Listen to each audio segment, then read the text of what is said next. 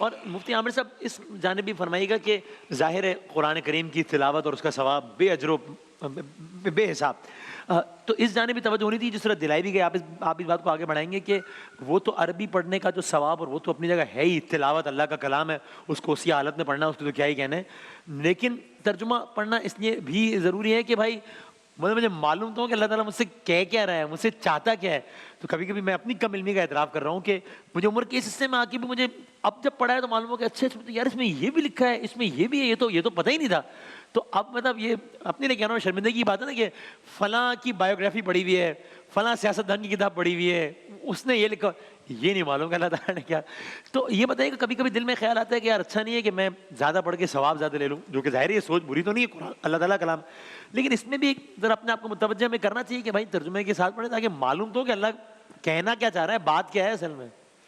بسم اللہ الرحمن الرحیم. بالکل آپ نے جو ترجمے کی طرف توجہ دلائی ہے، اصل میں ترجمے کا مسئلہ تو ویسے بھی اجمیوں کے لیے ہے. یہ جب قرآن نازل ہوا تھا، جس زبان میں اور جن لوگوں میں نازل ہوا تھا، تو وہ ایشو تھوڑی تھا. جب قرآن کہہ رہا تھا اہل عرب کو کہ پڑھو، تو وہ ان کے لیے ترجمہ ہی تھا، پڑھنا ہی ان کے لیے تلاوت ہی ترجمہ تھا. کیونکہ جب وہ قرآن پڑھتے تھے وہ اہل زبان تھے، تو اس کے معنی اور مطالب ہی پڑھ رہے ہوتے تھے. تو یہ ایک عجیب سی عجم میں ڈیبیٹ آ گئی ہے کہ ترجمے کا کوئی ایشو ہی نہیں ہے، کوئی ایشو ہی نہیں ہے. مطلب قرآن جب کہہ رہا ہے کہ قرآن پاک کو پڑھو، تلاوت کرو، اور نبی کریم علیہ السلام جو ہے وہ یتلو علیہم آیاتی و یزکیہم، تو یتلو کا جو 13 سالہ دور تھا وہ کیا کرتے تھے؟ کیا قرآن پاک کا دم کرتے تھے کافروں پہ؟ وہی قرآن پاک کی آیتیں ان کو سمجھاتے تھے کہ اس میں کیا ہے، اللہ کا حکم بتاتے تھے کہ اس میں کیا ہے، اللہ تبارک و تعالیٰ کا پیغام سناتے تھے کہ اس کلام پاک کے اندر ہے کیا. تو قرآن پاک پڑھنے کا مطلب یہ اضافی طور پہ اعزاز ہے قرآن کا کہ اس کی خالی تلاوت بھی وہ آپ کو فائدہ دے رہی ہے، برکت دے رہی ہے، ثواب دے رہی ہے، لیکن اس کا جو مقصود اصلی تھا، اس کا جو نزول کا مقصد تھا، وہ تو اس کے معنی میں غور کرنا تھا. مفتی صاحب نے جو آیت پڑھی اس طرح کئی آیتیں قرآن پاک میں بار بار یہی کہہ رہی ہیں، افلا تعقلون افلا یتدبرون. تو بار بار قرآن ہمیں اسی طرف تو متوجہ کر رہا ہے کہ یہ جو قرآن ہے اس کے معنی اور مطالب کے اندر باقاعدہ غور کرو کہ اس میں اللہ تعالیٰ کیا کہہ رہا ہے.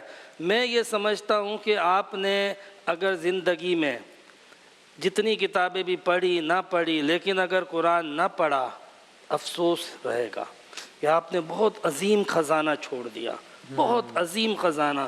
یہ تو وہ کتاب ہے کہ آپ کے لیے جو ہے وہ اس وقت سہولت موجود ہے. اگر سہولت نہ بھی موجود ہو، آپ ذرا زمانہ قدیم میں تو جائیں، کس طرح دار ارقم کے اندر چھپ چھپ کے اس کے معنی اور مطالب کو حاصل کیے جاتے تھے، اس کے تراجم اور اس کے احکامات سیکھے جاتے تھے.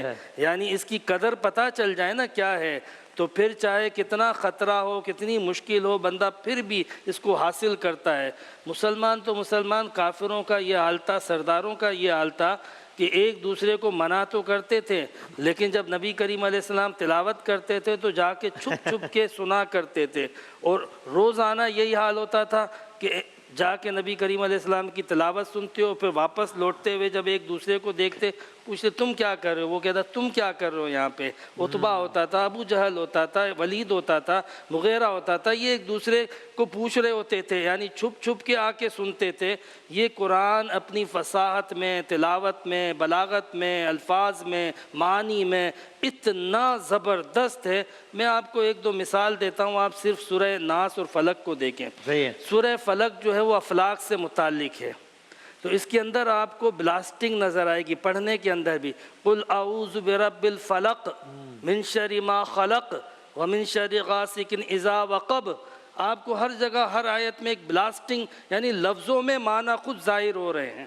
اور سورہ ناس چونکہ نفوس سے متعلق ہے تو اس کے اندر ایسی سرایت کرنے والی آواز آئے گی، قل اعوذ برب الناس مالک الناس الہ الناس. یہ دور جدید کا علم ہے فونیٹیکل سائنس، یعنی یہ الفاظ اور جو ساؤنڈ ہوتے ہیں اس کی ایفیکٹ. تو کوئی بات کہی جائے اور اس بات کے اندر اس کا ساؤنڈ خود بخود وہ بات کی طرف، اس معنی کی طرف متوجہ کر دے، وہ بات بہت عمدہ اور اعلیٰ ترین ہوتی ہے، یعنی وہ بڑی فصیح و بلیغ ہوتی ہے۔ قرآن کو جدید ترین علوم کے اعتبار سے بھی دیکھا جائے، جدید ترین طرز میں بھی دیکھا جائے، تب بھی جا کے قرآن جو ہے وہ اتنا فصیح و بلیغ ہے، اتنا سائنٹیفک ہے، اتنا جو ہے وہ کمپریہنسو ہے کہ بندہ غور کرتا جائے، پڑھتا جائے، اس سے فیض حاصل کرتا جائے، لیکن اس کے فیوز و برکات ختم نہیں ہوتے ہیں۔ سبحان اللہ، کیا کہنا ہے، کیا کہنا ہے۔